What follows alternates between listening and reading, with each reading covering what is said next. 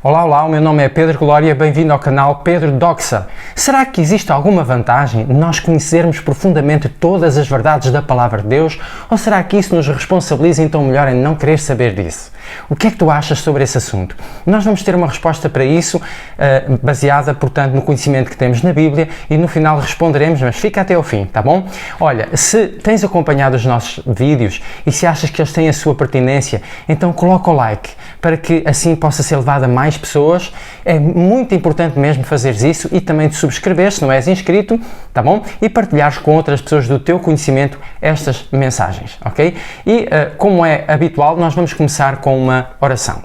Bendito Deus e Pai, que o teu Espírito Santo que inspirou a Bíblia, inspire este filho e esta filha e a mim a entendermos a tua palavra no nome de Jesus. Amém. E não só, mas também a pô-la em prática nas nossas vidas, não é? Para que nós e a nossa casa sirvamos ao Senhor.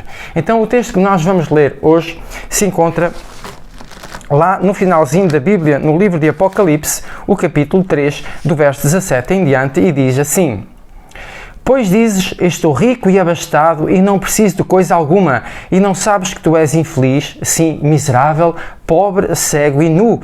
Aconselho-te que de mim compres ouro refinado pelo fogo para que te enriqueceres, vestiduras brancas para te vestires, a fim de que não seja manifesta a vergonha da tua nudez, e colírio para ungires os olhos, a fim de que vejas.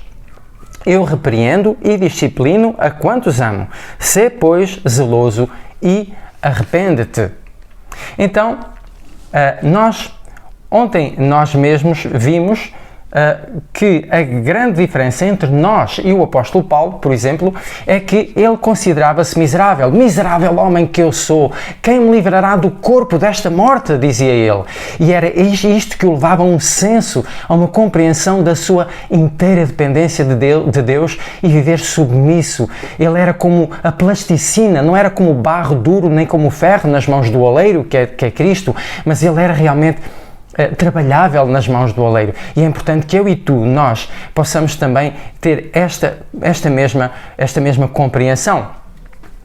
Jesus um dia apresentou uma parábola que se encontra, se quiseres confirmar, em Mateus, o capítulo 18, do verso 21 ao verso 35, e nesta parábola Pedro se aproximou de Jesus antes desta parábola, dele apresentar a mesma, e disse assim: olha, Senhor, quantas vezes eu devo perdoar ao meu irmão? Os líderes daquela época diziam 3 vezes e está bom. Mas Pedro pensou: não, eu já compreendi muito daquilo que Jesus me disse. Então ele perguntou ao mestre: até 7? E Jesus disse: não te digo que até 7, mas que até 70 vezes 7. E depois ele disse mais: olha, para todos aqueles que desejam estar habilitados realmente para o reino de Deus, ou seja, para a segunda vinda e para estarmos com Cristo para sempre, é necessário que tu entendas, e todos os que estão me ouvindo entendam esta mensagem que eu vou te dizer neste momento. Então Jesus começou a contar esta parábola, esta história a eles. E ele disse assim: olha, havia um homem, um servo, que era um alto funcionário do rei. E este alto funcionário devia ao rei 10.000 talentos. E o rei tomou a decisão, ao fazer as contas com ele, disse: olha, deves-me todo este dinheiro, foi um grande desfalque, e agora o que é que vai acontecer? Tu e a tua família vão ser vendidos para escravos e vão ter que trabalhar a vida toda para pagar esta dívida. E aquele homem então, contou Jesus que aquele homem se prostrava reverente diante do rei e dizia: ah, Senhor, tem misericórdia de mim, de ser paciente, eu tudo te vou pagar, e de ser paciente, eu vou pagar toda a tua dívida. E então aquele homem, aquele rei, se moveu de íntima compaixão e perdoou a dívida àquele servo. Então diz a Bíblia que ele se moveu de íntima compaixão e foi-lhe perdoada a dívida. Mas este, entretanto, saindo dali, encontrou um que devia 100 denários. E 100 denários era o salário de 3 meses.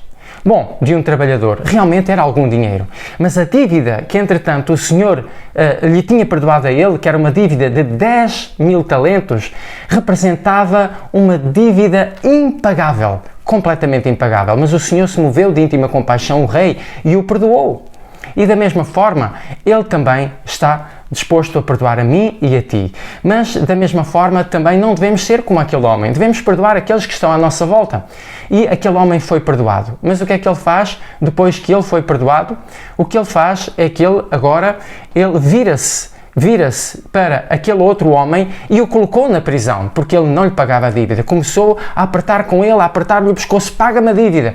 E ele, não tendo, disse, tem calma, eu vou-te pagar tudo, tudo será pago.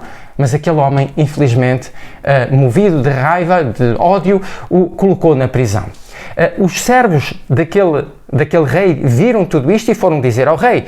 E agora o rei manda estes servos e dizem, busca esse homem. E esse homem foi levado à presença do rei e o rei disse, agora vais para a prisão e não sairás dali sem pagar todo o centil.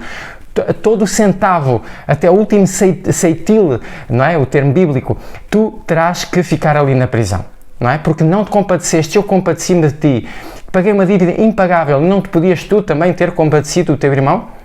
Meus queridos irmãos e meus queridos amigos, porquê isto, toda esta parábola, toda esta história? Porque relacionar isto com a mensagem de Apocalipse à igreja de Laodiceia, que é sobretudo a igreja adventista. A razão é muito simples.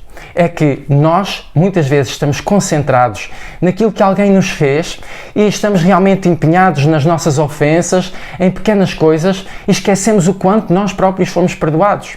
E desta forma negligenciamos fazer a obra de Deus. Meu querido amigo, tu que não és adventista e que precisas de conhecer esta mensagem, lembra-te que entre os adventistas há dois grupos. Aqueles que têm sido santificados por esta verdade e aqueles que não querem ser santificados por ela e que não querem saber dela e não ligam a ela. Mas há aqueles que querem saber dela e querem levar a outros essa mensagem.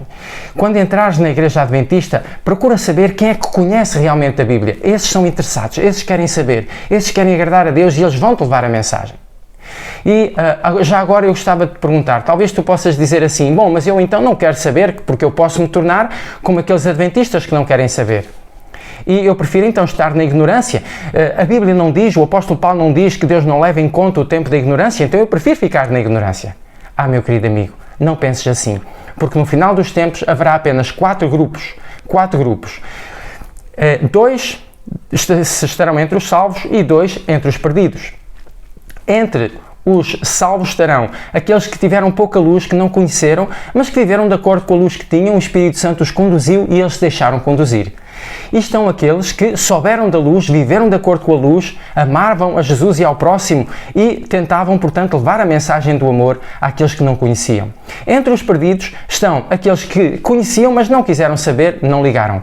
E também, ao mesmo tempo, aqueles que não conheciam, mas que também não quiseram saber. Ou seja, tiveram a oportunidade de saber, mas preferiram ficar na ignorância. Estarão perdidos para receber a sentença. Então, meu querido, Jesus te ama ao ponto de dar a sua vida por ti. Ele foi preparar um lugar para ti, para mim e para os nossos familiares. Mas é necessário que tomemos decisões. É necessário que nos entreguemos, que procuremos saber, para que assim estejamos preparados para as calamidades que virão sobre a terra e estejamos preparados também para a vinda de Jesus, para termos um caráter preparado para habitar com Cristo. Eu gostaria de orar contigo e também pela tua família. Senhor nosso Deus, ajuda este teu filho e a mim, a cada um de nós, a decidirmos estar preparados para as calamidades dos últimos dias e para a tua breve vinda a esta terra. Que nós possamos estar preparados e neste momento abençoa este teu filho, esta tua filha e aos seus queridos familiares a quem eles amam. Eu te peço e te agradeço no nome de Jesus. Amém. Lembra-te de colocar o like, partilha com outras pessoas. Se não és inscrito, inscreve-te. Se és inscrito, põe todas as notificações para receberes todas as coisas que nós temos para ti, ok? E que Deus te abençoe muito grandemente. Foi um prazer estar contigo. Um abraço, meu amigo, minha amiga. Tchau, tchau.